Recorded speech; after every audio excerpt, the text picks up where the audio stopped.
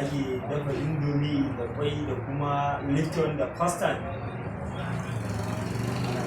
Na to yanzu wannan guri ya tsarin abincinsu yake, shin abincin da tsafta da kuma gurin zaman da yake? A gaskiya gurin nan abincinsa akwai daɗi kuma da tsafta da tsafta. Dan karkare maka diban da gurin cin abincin da ya wuce nan.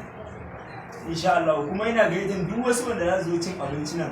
Zo don guri ne wanda za a tarbe ka kuma za a baka abin da kake bukata kuma zai biya ka tambaya abin da kake so a nan ba ka samu ba. Za ka samu irin su Bibo, Lipton, su Akbar, su Ahmad Tea, su Jinja da sauransu. Bangaren Indomie kuma za su dafa maka cherry, su dafa maka spring, su dafa maka golden, su dafa maka mini.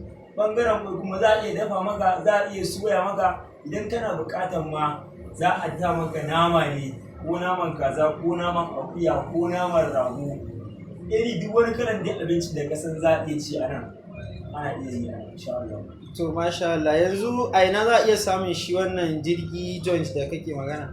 Shi wannan shago mai suna Munir Jirgi Joint yana nan a unguwar Bawa ne, Saminaga, kuma local government a kuma Kaduna State ne. To masha Allah, za mu iya waiwayanka a duk lokacin da muso haka. Ina tare da ku insha Allah.